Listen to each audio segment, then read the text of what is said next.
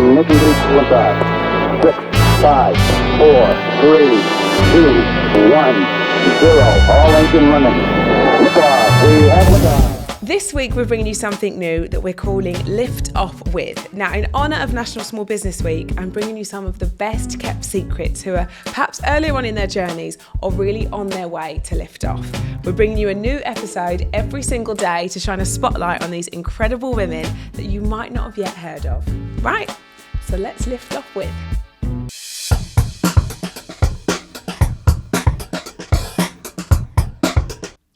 Today, I'm joined by the Style Sisters. They are the ultimate dream team, the queens of karma cupboards and chaos control. Charlotte and Gemma have taken their passion for home styling and storage solutions. They help people to feel good in their space, and in doing so, they have built something really, really special. So let's find out why they are two incredible ladies who have launched.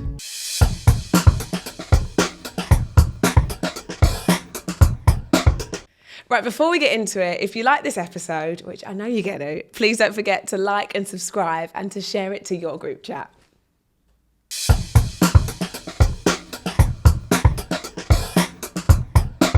I'm so excited that we're doing this because I feel like we don't get together outside of my house, which is so refreshing that we're here. I think it's always a good place to start with intros. If anyone doesn't know you both already, first of all, where have you been? Who are the Style Sisters? And tell us about you both and how you met. Should do our thing. Go, do your thing. This is like the girl band thing. Well rehearsed. Hello, I'm Charlotte. And I'm Gemma. And together, we're the Style Sisters. I'm in. We're an organising and interior styling duo. Yeah, we are. The Started best. off as friends, though. We started off as friends nearly 20 years ago now. Yeah. So how does that happen? Because I know you both, and I know that you kind of, together you're like organisation queens, but you have like different strengths that you pull to. And I know you are obsessed with interiors, you're obsessed with styling. So like take it back, how you met and what you were doing and how you knew this was needed. So we were both young mums. We both fell pregnant at 21. And then we both reached out on Facebook and we were like, hi, I heard you're pregnant. Hi, I heard you're pregnant. Because we had no one else around us. And it wasn't like Instagram wasn't really a thing back then. So we just we reconnected. We knew each other from sixth form at school. And that was it. We both had little baby boys, 6 weeks apart. And but then we just become really good friends and then become like advocates for each other. Like I knew she was like, Gem's amazing at fashion and styling. She was always pushing me with my interiors. And then, we just kind of, Gemma had a little light bulb moment, didn't you? Yeah, well, Charlotte was, every time, Charlotte used to do lashes. Yes. So I used to go round to Charlotte's to have my eyelashes done, and every time I went, the house would be different. She would have restyled a room. I'd be, oh my God, Charlotte, you're so good at all of this. And she was getting married and she was doing all these little party favours. I was like, Charlotte, you need to be doing something with interiors. At the time, I'd opened a fashion boutique, had sold it and was doing a lot of freelance styling. And I just felt so creatively frustrated. I know that Charlotte did as well. And she wasn't using her skills to her potential. And I'd set up a business called Style Sister. Literally, I'd only been going for about 2 months and it was going well. And I actually did your wardrobe. Yeah, you did. And we went on a night out and over dinner, I was like, we should definitely just blend our skills and kind of offer it to the whole house. You do your interiors, we can organise wardrobes, do a bit of stuff, a bit of like Trini and Susanna back in the day, and kind of took it from there, and it just went wild. Charlotte was amazing and sort of pushed us to do a photo shoot in the get-go and sort of transformed it to the Style Sisters. Actually being almost like a branding tool as well. Yeah. So we met in a really kind of, and I kind of love this because it shows your like drive and your tenacity and like that you're ambitious with it. Like I remember being in a nail shop. This is when I lived in Essex and getting my nails done. This sounds, I do more than get my nails done, I promise, but I'm very obsessed with my nails. And I remember you come up to me and said, I've got this thing and we should come over. And I was like, oh my God, that sounds really nice. Great. And then I sort of, as these things do, the idea went out of my brain. And then I remember really seeing you both pop up on social media. Yeah. Yes, at the time you had like a board that's like, your house has been It was star compulsory. We were like, have a picture with us with our board. We love the board. We love the board. But then slowly, it's almost like, I don't know if anybody there'd not really been that light bulb for anybody that you actually thought you could have help in the house in that way. No one was really... Nobody. No, You're the first people that I know people thought we were wild. doing it. We'd say, Yeah. we're going to go around and organise people's wardrobe. Like, what? They can't do that themselves. Yeah. Oh my God, they're so lazy. We're like, no. We're not just organising. Like, we're giving them a way of life. The way it's like a logistic puzzle for us. Like it has to work for every single client. Like no wardrobe is the same. No house is the same. And no amount of space is the same. No. Sometimes you've got so much stuff and the smallest amount of space. And I'm really particular. I like you'd be able to see everything. Nothing can be hidden, and it needs to be perfect. And that is sometimes very hard when you're in a very small space and you've got a lot of stuff. And I think hard to do it. Like it's hard to be. I thought I was quite organised until I met you girls, and I soon learnt about myself. But like, even if you're ruthless, I remember having this rule of like, I've not worn it for a year. Yeah. I'm not going to wear it again, and like really try to like move it. I would give it to my mum, or give it to my sister, or however that would look. But it's a hard thing to push yourself to do it properly. You can't do it on your own. You can't. I struggle on my own. I have to think, genuinely, I'm a bit like, even though we do it day in, day out for people, when you've got a sentimental attachment to things, it makes things so much harder. Yeah, it's the truth. absolutely. Well, the amount of times we've been in clients' houses and they're, I've already detoxed, I don't need to. And we're like, should we just have a little go through and end up getting rid of 5-6 bags still? Yeah. And it's not because, you've experienced a detox with us. It's not forced. We don't put pressure on. It's kind of really organic and natural. It's like you hold everyone accountable, and I think that's what you need when you're in that situation. Yeah. You're like, no, she's right. I need to get it's you know. Do you know what? When we first started, we wanted to be them big sisters that come to your house. That's like the style sisters. Come and hold your hand through the process. It's not intimidating. It can be scary letting people into your closed four walls of your home, going through the wardrobe, and like you find intimate things in wardrobe. Like it's no judgment. I bet you do. We've seen it all.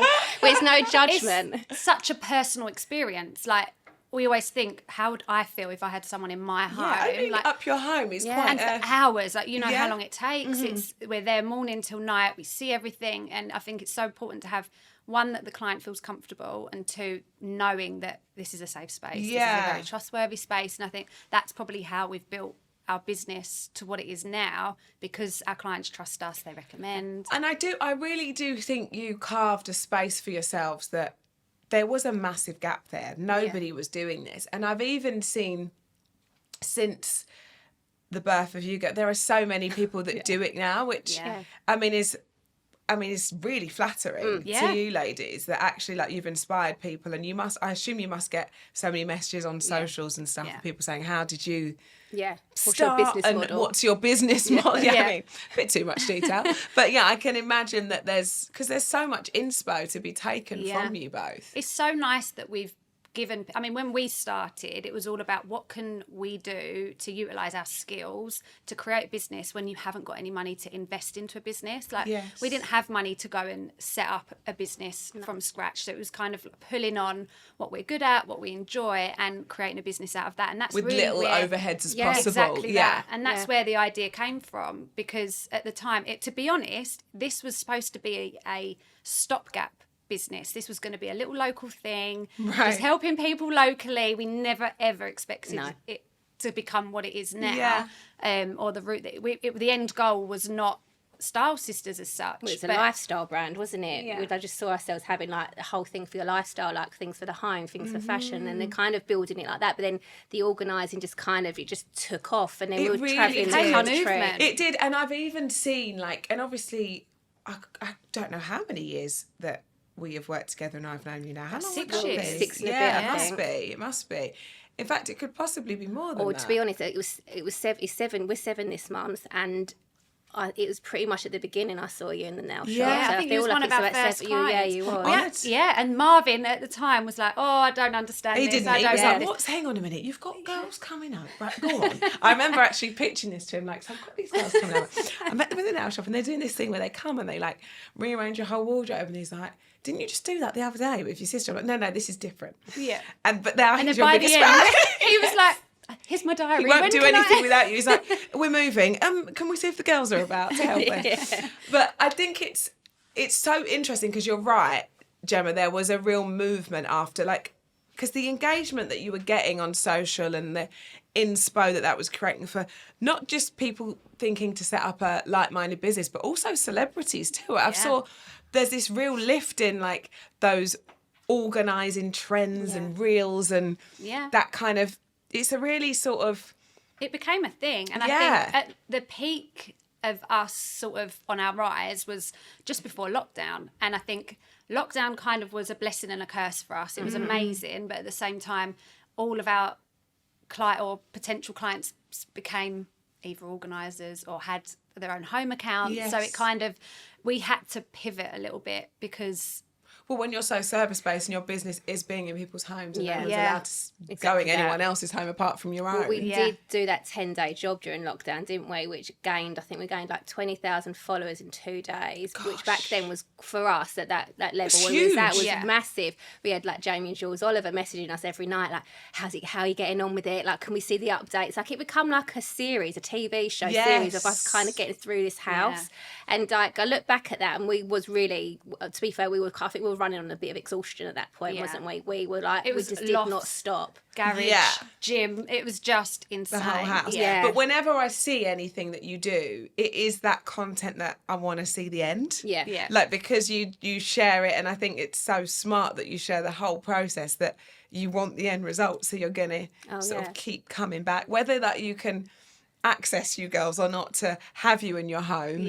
There's something really therapeutic about watching. We love it. Like when we're watching other people do it, we get sucked in, and it doesn't matter how many times you see it. Seeing a messy before and a really tidy after was kind of our thing. And it still gets us now. It's therapeutic, isn't it? It really is. It's kind of like a whole a release. And then when I look back at kind of the access we used to get as well we still do get now, and you just think, wow, people are literally letting us in their homes. At the beginning, we were hardly signing NDAs and stuff. We're like filming, I mean, we're very conscious about what we say. We're so mindful, but we're like literally in their homes. We're thinking like, how are we? But I think that says a lot to you both. You're both so warm, and like instantly I'm like, oh no, they're fine. Like there wasn't that, I was never like, oh, is it weird that they're coming to my house? I never once felt that, which, no, genuinely, I really didn't. What I think you've done so well is really made, I suppose, for something that is service-based, that was supposed to be a stopgap, you've really launched a brand for yourselves, and you've managed to go from service-based into product now, which I know that you've got your brand of like incredible kind of home furnishings and candles. And how do you get from that point into that sort of end goal? So I think for us, it was, at the time, we'd sort of got, it was either we create these products for ourselves or we went down the licensing route. So we ended up going down the licensing route, which really gave us the opportunity to go from, like you say, service to product. With little risk. With little risk. Not having to come up with the upfront cost. And so it was a great sort of starting point for us, like massively. And learnings too. Like I'm with you. Like I did a lot of licensing, and I still do licensing deals. But before I launched my own business, because it's kind of nice to be a sponge and sort of think this is what I would do differently. It's not everyone's first route, but I think, and when I look back, would I have just launched my own product from the jump? Maybe, yes. I think I would have done. As amazing as the licensing's been, and so grateful for the opportunities, I think in hindsight, if we'd have known then what we know now, we should have probably launched ourselves. But then you also could have had a different outcome. Yeah, that you exactly. That we could have been then financially massively in debt from it. It might not have gone as well. We might not have been in big super chains, supermarkets that we're in now. You know, it might have been a completely different story. But it also gives us the freedom. So we were in people's homes, we still are, we're busy, at the time we was doing a lot of interior design stuff, and that is a lot more time consuming than just being in the day organised. And I don't think we would have been able to do that as well as have products. So actually it was really perfect for us. Which almost like when it's running sort of in parallel to each other, you're keeping that name, you're PRing yourself by doing all of that content at the same time. Yeah. So it worked. Yes. And we were still getting creative control. We sign off on everything. We give design inspiration. And so we still had that element as well. So it was a good shout for us, to be fair. Yeah. And how do you think that you built such a kind of solid name for what you do that you could make it to the point of branding? Like, what's been... I know it's kind of like you say, it's almost been learning on the job because it wasn't actually supposed to be the kind of thing that took off, but it was. But what do you think's been the thing that stuck, like your route to sort of making people aware of you? I think being in a duo was something different. I think being sisters but not sisters was always a bit of a gimmick. People were like, what, you're not actually sisters? That was always a little bit of a something. And I think the clientele we were getting and then the press that would come along with it, I think that just boosted our kind of name, didn't it? Yeah. We were really clever and a bit naive in the beginning with the way we went about it. And I think that was actually really... We just had kind of like Charlotte approaching you in the nail shop. We were kind of just like, just got to take every opportunity. Like, and we'd put ourselves out there. We messaged everybody offering the service. It was a new thing. And I think once you start, Instagram back then was special. Like, it was magic when we first started. The growth that you could have so quickly was just different to what it is now. So I think once you're seen in a few celebrities' houses, it's just word of mouth. And did you just put your, obviously, well, I know when it come to me even that we met and that was it, and but that's kind of a sort of by chance meet, right? Like, we actually met in person and you spoke to me. In like a different instance, were you putting yourself out to sort of contact people via Instagram? Like, how, because sometimes there's that level of, and we speak about this, like, embarrassment to ask, or embarrassment to ask questions, or like sort of put yourself on the line. Yeah, exactly. Will you just kind of sod it? Let's just... I don't think we've ever been that... For me personally, Charlotte's a lot more braver than I am. Like, I can be very socially awkward. I'm the most confident, unconfident person you'll ever meet. But when it comes to business, and when you put your eye on the prize, it's like... Yes. And you'd kind of... I didn't care because we were behind sort of the brand and what we did, and was behind the service, and we knew it was an amazing service. We knew that people would benefit from it. So it kind of gives you courage in your conviction. So reaching out to people, it wasn't like I was offering, or we was offering ourselves as such. Well, we was. I can't explain. It was just you kind of, if they say no, they say no. They say no. Yeah, every no leads to a yes, doesn't it? And to be fair, every time we was at someone's house, they'd be on the phone to someone else going, oh, you'll get these girls round. It was just word of mouth. Before we knew it was doing you, we were doing Amanda Holden. We are the Rita Oras. We were literally just going bang, bang, bang. Then Daily Mail would be picking us up. We had no PR at the time, no management. We were just two girls literally just doing it was like a hobby. It was a bit of fun for us, to be honest. So then at what point do you say, okay, do you know what, we're going to need like management, because we're getting mentioned in press. Yeah. Our following is skyrocketing. The engagement is there. We're getting asked to appear on TV shows, and because I do think all of that is credit to you both, but also credit to you having this niche, which at the time I don't think, if someone was to launch it today, I don't think the pickup would be as strong, because it's now it then becomes like everything, it becomes a little bit saturated. There are people doing it, of course, in their own way, isn't it? And differently. But you girls are the originals, in my eyes. I won't hear anything else. You heard it here first. I won't hear anything else, all right? At what point do you think, okay, I need, like, this is all a little bit now, it's gaining that attention that we need management in that sort of media area? Well, let's just say we've kissed a few frogs in the management area. Oh, babe, haven't we all? Haven't we all? Again, naive. In the beginning. But you don't know what you don't know. No. And when you're like, you know, you've got a fashion shop that you've then sold, you're doing eyelashes, how are you supposed to know the first thing about an agent in the world of television and media? Well, I used to work in PR years and years ago, so I kind of had a little bit of an idea with clients and what clients should know, and what you kind of like, you know, transparency with things. And I think I was getting a little bit at one point like, something doesn't feel right here. Gut feeling. You get gut feelings, don't you? And you do just have to run with that, don't you? Yeah. Like, but I always think it's better to sort of, I mean, we speak a lot about failing fast, and like doing it, trying it, and you know what? Okay, fine, that doesn't work. On to the next. You learn from your mistakes, don't you? You learn from things going wrong. I think if everything was going so right, you'd be waiting for something to kind of almost go wrong. I think for us, things going wrong has then made us only stronger and only ready to kind of move forward and in the right direction. We have always listened to our gut. Like, we used to get clients reach out, and if something felt a little bit off, or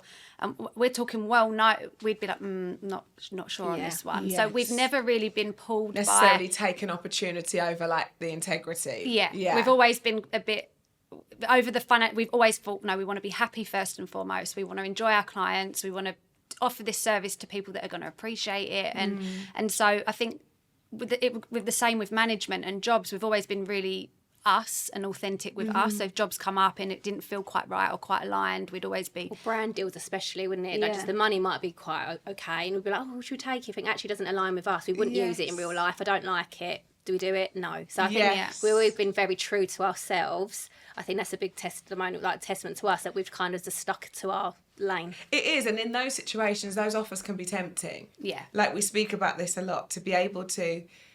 Who was it that I had a conversation with? Oh, Ella Mills, Deliciously Ella. She did a little bit of licensing for a moment, and she sort of lent her name and her recipe to, so it was a floor cleaner. Yeah. And it was like she was trying to wanted to make a recipe to an almond floor cleaner, and like she was like, it was such a like tenuous link, random, it didn't work. And I thought at that point I need to do my own thing, because the branding stuff for her wasn't working. And of course there can be great opportunities that come with those deals, but you have to know when it... I think it's the people believing it too. Yeah. Oh yeah, I think people see you as a bit of a sellout. Then whatever you are adding, they don't believe it. Then you kind of like, it waters down your value of what you're saying. I think if you say yes to everything, I think you've got to be you've got to stick to your views and beliefs. Absolutely, definitely. That. I always think, and I'll get into setting your table in a minute, because I love doing this and like setting our future self.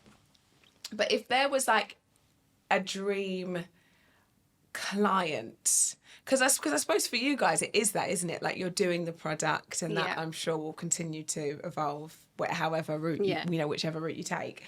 But if you had like a dream home to get in and organise, who would that be?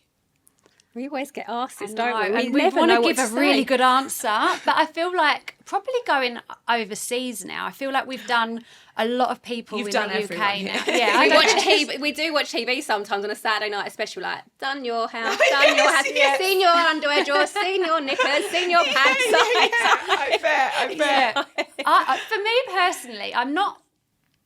I don't know, maybe the Kardashians. I know that sounds maybe a bit cliche, but I love their style. I love that. I just think it'd be really interesting. Yeah, I don't actually really have it. I just kind of want to help people that need help. They would be mega wardrobes, wouldn't they? That's what I'm saying. Like, just imagine the things you'd see. But didn't she used to be an organiser? Kim, did she back in the day? I think she started off doing like Paris Hilton's. But they're quite organised already. Exactly. I think I prefer to be doing someone that really needs the help. You know, like someone that's like struggling, or you know, like, or might have lost someone or gone through something, and you really feel that. Well, it's hard to sort of pick yours, and I know what sometimes when you watch these TV shows that, like, you know, like those hoarder programs, when they've been through such tragic such tragic situations in their life, and you can't even think about your home. It becomes like so at the bottom of the sort of priority list. I think as well, like almost like doing the whole thing, like helping them with their home. Like when we've done things for This Morning back in the day, like we loved that. Like we were transforming rooms, and we feel like you were transforming lives almost, didn't you, at the time? Like we really enjoyed it. Really, I know it sounds like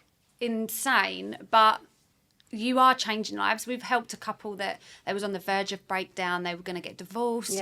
They was arguing every day about the clutter in the house, and it had become a huge thing in their home, and just removing that argument saved their marriage. The mother-in-law got us in. Like, genuinely, the mother-in-law was like, I need to save my daughter's marriage. It's so rewarding. Like, when you hear those stories, like, what you do is so rewarding.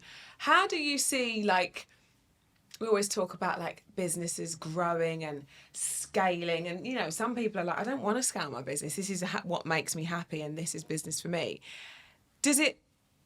Would you find it hard, like, scaling a team Yeah, look at your faces. We've tried. Because it's such a personal touch. And I think when you do have a service-based business, it's so hard because I'm sure and this sounds terrible, but even if you called me and said, Rosh, we're going to send so-and-so to Dad, being like, oh, where are you? Yeah. Do you know what I mean? Because, this is the problem. Which sounds terrible, but I think that's what happens. And I spoke to Sally, who's got her Zelic Design, and she said that it's taken her a long time to do that, and now she's got a team of 10 girls that she's kind of really nurtured over a long time. But she sort of had to do that for her own ability to be able to switch off a little bit more. This is where I think, because we're not just offering the organising, we're doing the products and we do a lot of social media and then we're doing the TV. We haven't actually had the time to sit and nurture a team. Yes. I think if we had, it would have been a completely different story. But we've never had that time, so we've tried at times, and it's just not, like you say, because we're the face of the downtime to be able to be so across it. We didn't think it. We put a thing out a couple of years back saying looking for some organisers. Literally didn't think anything of it. When I say our emails went into overload, wasn't it? Just pinging through. Just put our normal email address. Should have put one focus it was for that. Wild. We had one, honestly, I think we had 3 emails a minute for about 3 days. We had to delete the post. It got so overwhelming, we couldn't even go through them. We was too busy to even go through them. We did not expect that response. But like you say, we've now inspired so many people to go and do this for a business, people that love organising. So it is rewarding. And you've almost bought what feels like a bit of a club that you want to be part of. And I think that's where the sort of branding, the products come in. It's like an extension. Like if I see a black and white stripe, I don't think of anyone else. To the point where I see something else black and white stripe in a shop and I'm like, shall I send it to someone? That's weird. That's so strange at this point. And sometimes I'm even like, oh my God, I've striped out now. I don't know where the stripe evolution came from. It was just a monochrome vibe, wasn't it? We just love a stripe. But and now it's our thing. You're so known for it, and it is your thing. Well, now look back to your the playroom we designed for you in the house with that really cool stripe rug. To be able to be doing jobs like that for us, that's one of our favourite things as well. Like being fun and creative and being able to design rooms is just we love it. And that's where you shine. I can really see but you take everything on. Yeah. So it's hard for you to switch off. I'll be getting messages from you girls at whatever time, and I love it because I'm in. But for you, I think you probably want to just go to sleep. No, we don't. But you're sending me a black and white rug option, and I'm in with you. But it's in those moments where I'm sure it'd be lovely to have a team to take the load off a bit, but we're not very good at delegating. No. We've had teams and they're just like, tell us what to do. And we're we can't. Yeah. It's just, I think we're so in it. We're so obsessed. And it's such a gut instinct thing what you do, isn't it? Yeah. Yeah, it's hard to teach someone it. Even writing the book was quite hard because it's it's putting down what you do into words. It was just it's such a visual thing. But that's why the book is so important, because we need your mindset. Do you know what I mean? That's exactly why a book is. We'll write is that important. in a week. Yeah, we went on holiday. Write it in a week. I was like, I'm not sure a week. I reckon about 6. I was really good at English, and I write an essay just to say hi, how are you? So I was like, wicked. It just flow. I've never been so stumped in my life. It was so hard because what we do is so visual and instinctive. To put that into a book for people that's easy to read and understand was really, really we hard. sat in your garden, didn't we? I was like, I need something visual. So we just got loads of A4 bits of paper, stapled them together and just wrote it really rough just to see what the chapters would look like. And then it started to kind of all come together. And how did you find that process? Because often people that, like yourselves, that aren't necessarily writers, but actually have something that, they get offered a great publishing deal and something that the world are going to want to hear. How was that? Did you, like you say, you thought you was going to do it in a week? Well, how long did it take? And did you enjoy it? Oh, ages. We enjoyed it. It was actually really therapeutic to get it all in one place, so it felt very organised. Looking back, there would have been a few things we would like to have done different, but you kind of limit with certain things, pictures. I would like more colourful pictures in there, but it was a black and white book, and you kind of there's certain things that you kind of limited with, but it's done well, and it's a great book. You don't have to read it front to back. We wanted it. If you find organising overwhelming anyway, you're not going to want to read a book front to back to then get started. So it was kind of we wanted you to be able to pick it up and sort of go straight to the chapter that you needed or the room that you're working on. So it was and we wanted to bring in that style element. I think the thing that probably makes us a little bit different to some organisers is that we have got that styling background with us. So there's that. It's not just that we're going to come in and organise. We want it to look good as well. We want to sort of elevate the space. So that we was getting that in the book as well. I literally gave you a room when we moved in, and I was like, this, my poor kids, I'm like, this would be a bedroom for maybe having another child, but I'm not going to have one. So this is going to be my wardrobe. Like, I think I know how it looks. You know what I have in there now more than I do. Yeah. So how do we make it look fun? And I love that whole process. Yeah. Like, I love doing it with you. There's no one else I could do that with because... Well, you sent us the inspo and we was like, right. And because we know you, we know your stuff, like you say, know your stuff. It's then creating that vision that you had that will cater for the amount of stuff that you've got. So it's like that minimalist vibe, but still...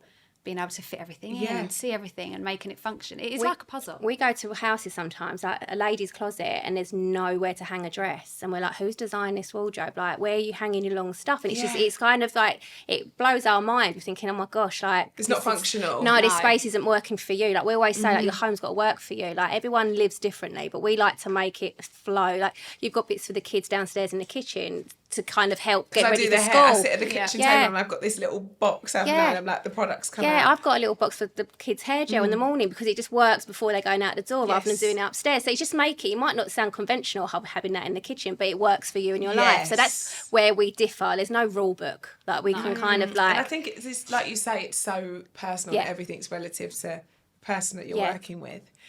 I want to talk about the future because I love doing this. We talk about setting and designing your future self.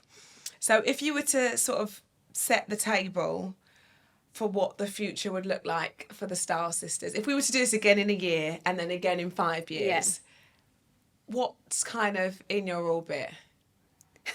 We're going to set the table with our new Style Sisters range. Perfect. We've got a dine range coming. Fabulous. That's beautiful plates and marble pieces. And then got that there. On that plate would be building kind of on top of what we've done already. I think if we could build a team, amazing. We really would love to build on that community feeling. You know, people are still interested in organising. So I don't think that's ever going to go away. No. Like, when is a sort of organised home not a happy home? Yeah, exactly that. Yeah. And once you've experienced that feeling, you know yourself. Oh, yeah. It is. You can't. It's like, if you could bottle that up and sell it, you'd be... People live such busy lives to then go home and be chaotic as well. It's too much. It's too overstimulating. You need to have some, like, your home is your sanctuary. You need to be able to switch off when you get there. Yeah. So we just wanted to kind of spread the word. Yeah. Hit as many homes as possible. So maybe going overseas. I think we've always discussed it. I think in 5 years' time, it would be that we've sort of expanded here, overseas, and more products. Yeah. And where would be your first stop? Where's the dream stop overseas? America for me. Yeah, somewhere. Yeah, America would be good, wouldn't it? I guess somewhere with a palm tree. Yes, please. Yeah. Yes. California way of life. Take me with you, please. Yeah. And then finally, I like to know how you spend your lunch hour. I know for you, sometimes that's like in a wardrobe because I've seen it myself, and you just like pause and order something in. But what's a sort of day-to-day lunch hour looking like? What are you eating and where are you? Oh, it's just so different, isn't it, on a day-to-day basis? I've been terrible recently. It's normally a Pret. I feel like we just live in Pret. Pret or Gales. We're gaining lots of Gale points, aren't we? And then God, not those cinnamon buns. No, that's my weakness. Yeah. And checking emails and sort of catching up. I think where we're in the wardrobe or whatever it is that we're doing, we're so in it. Yes. It's kind of, you get to your phone and it's like, we're kind of... on the catch. Or like licensing chat, can you approve this? Or like the management might be like, can this brand deal's come through? Do you want to go? Like, it's kind of catching up on admin. Yes. Checking in on the kids, you know, picked them up from school. Normally, or probably lunch break for us is probably more like 2-3 o'clock, which is then school pick up time. So we are juggling still kind of life at home as well as life at work. So you're like catching up because you, like you say, it's such like close work what you do, isn't it? You're so kind of in it when you are.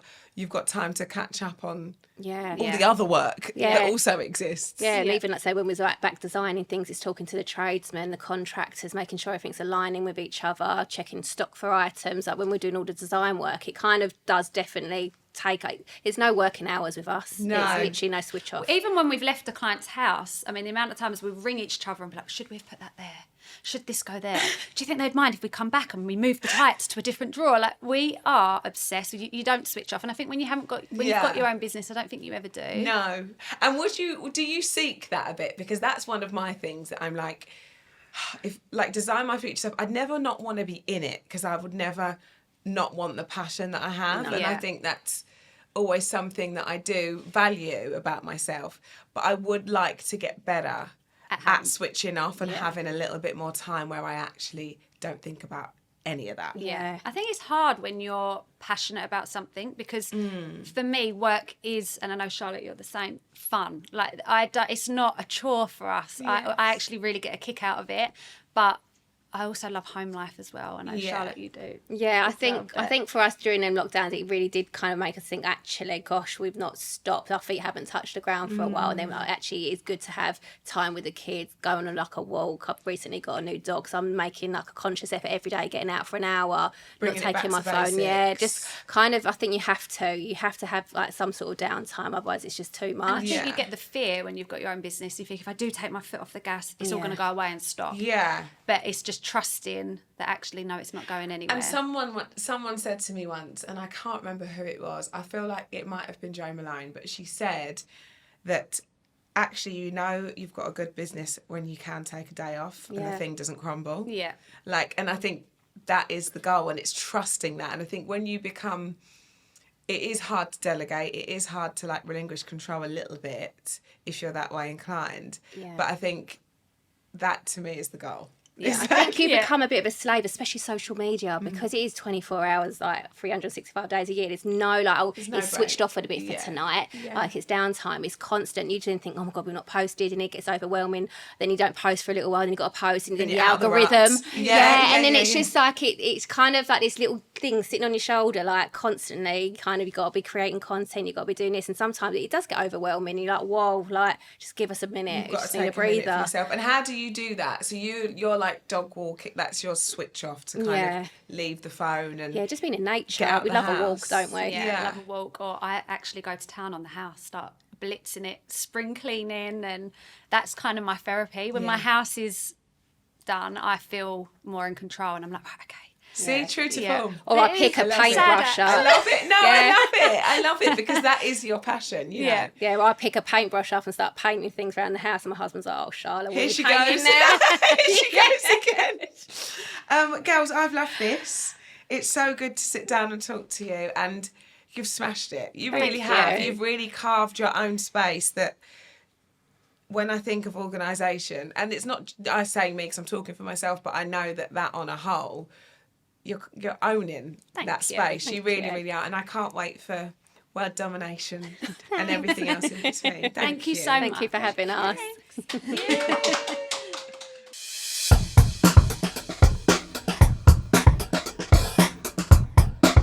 Don't forget to follow us on Apple and Spotify or wherever you get your podcasts to make sure that you don't miss out, because next time we're going to be talking to another incredible lady who've launched. If, like me, you're a watcher, then don't forget to follow us on YouTube, and please don't forget to like and subscribe.